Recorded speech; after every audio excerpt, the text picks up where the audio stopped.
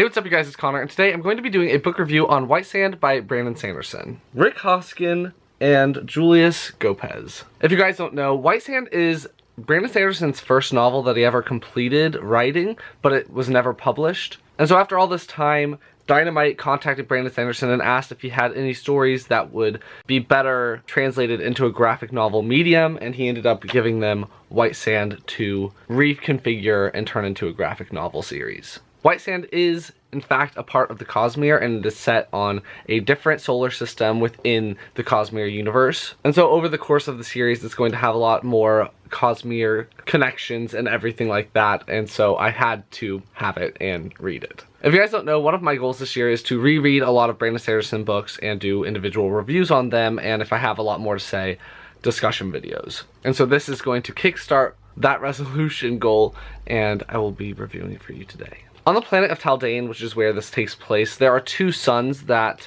the planet circles around, and so there's one side of the planet that's called Dayside and the other side is called the Dark Side, and our main character Kenton is on Dayside. That is covered in a huge desert-like environment, and the magical powers that people have in this environment is that they're able to control sand, and there's different levels of power, so some people control a lot of sand and some people can only control a little bit of sand. Kenton can only control a very small amount of sand, one of the smallest amounts of sand of the Sand Masters. And so over the course of his life, he's had to learn how to do things that people normally do with many different threads of sand, with only one thread of sand that he's able to control. If you guys are curious about what the artwork looks like, it looks like this. And as usual with my book reviews, I'm going to go through my pros, cons, give you my rating, and be done. My first pro for this book is actually the coloring. I know a lot of people have a problem with the coloring in this book because they prefer more vibrant colors, but I think that with the story, the way that this was colored was actually done very well. In the Dayside-like environment is very muted. They don't have very vibrant colors because there isn't a lot of vibrancy in that environment. They're in the desert and the sun bleaches a lot of the colors away. At least that's how I think of deserts in my mind, and so it ended up being perfect that the colors were not as vibrant. So there's a lot of grays, light browns, pale yellows, light blues, stuff like that. The only thing with the coloring and the way that people are drawn that was a little bit confusing, that a lot of the Sand Masters at the beginning seemed very similar to me and I couldn't really tell them apart all that easily. So I think that if the people were drawn a little bit more differently and more diversely, then I would have been able to pick them out easier, but it doesn't really matter too much at the end of the day. But continuing with talking about the coloring, when you get to a different type of environment, the coloring changes, and so it becomes a lot more vibrant with dark purples and greens, and you know, that is not a desert-like scene, and so it has more color and more vibrancy, and I thought that the way that this was colored was well done. My next pro for this is going to be the magic system. I really love Brandon Sanderson's magic systems. That's across the board with all of his books pretty much. I love that all of the magic systems are completely fleshed out, and there's a reason why certain things work and why certain things don't work. When going into other novels that I know don't have that type of magic, I'm a bit okay, but I've become accustomed to expecting magic systems that are fully explained like this, and so I was really happy that this was another one that was really well done. As I've said before, the Sand Masters are able to control threads of sand, but everyone has varying degrees of power, and I really liked that in this, they're not just born with that amount of power. Practicing and working on it really can help you gain power, so you can start off with being able to control one thread, but then over time you can learn to control 12, kind of thing like that.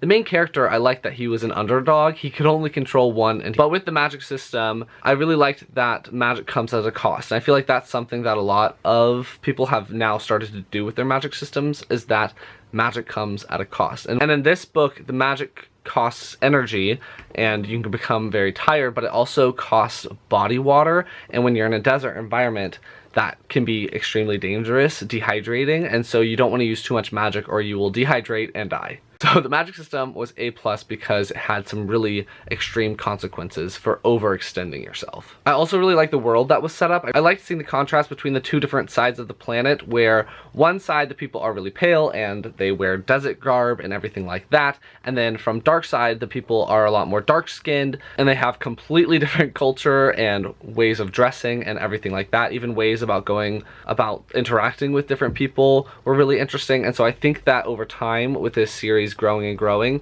Obviously, this isn't a huge space to world build, but I think that the world will be expanded so much more, and we'll get to learn a lot more details that Brandon has built into this world that we haven't got to see yet. So the world has an enormous amount of potential, and I'm really looking forward to seeing how the magic system, the world, the political setup, all of those things grow and are explained more in the future of this series. Kenton isn't the only character that you follow, however. You also follow a Darksider who is the Duchess of the Dark Side. Her name is Duchess Chrysala, I believe, and I think that she brings a lot of intrigue into the story, and I think that she's very, not mysterious, but she's got a lot of stuff that have happened in her history that I think will come into play in the future books. This book is very much one that sets up the world and gets you excited for the future of this series. Although there are a lot of plot things that happen, I feel like it mainly set up for the rest of the series. But with the characters that we follow, I really did enjoy them, and I'm excited to see where they go in the future. Now on to some of my cons. Now, where I did like the overall plot of the story and everything like that,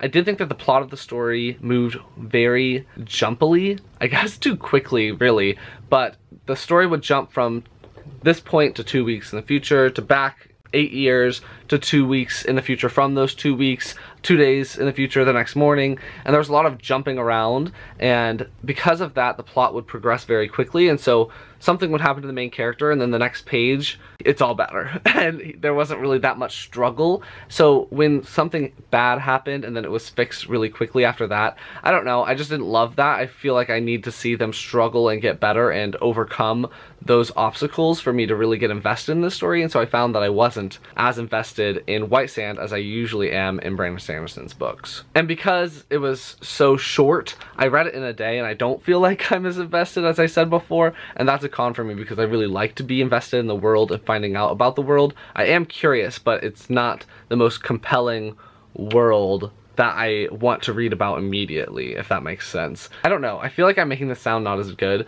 but I did really enjoy it. Also, just with graphic novels in general, I have a hard time remembering people's names. Like, I've read 5 volumes of Saga and I cannot remember any of their names. Overall, I did really enjoy this. I think it's a really strong first volume, and I really like the way that they played with the colors and the different environments. I ended up giving this book 4 stars. I definitely recommend it for people that love the Cosmere and want to learn more about this unpublished novel called White Sand that Brandon Sanderson never got traditionally published in novel form, but I wouldn't suggest this as a starting point for Brandon Sanderson's books. So that's going to be my review on White Sand by Brandon Sanderson. If you liked it, please give it a big thumbs up and comment down below if you've read White Sand. Are you interested in reading it now because it is a lot quicker of a read instead of 600 pages like most of Brandon Sanderson's Cosmere books? Anything you want me to know, leave it down below, and I will talk to you guys next time. Bye!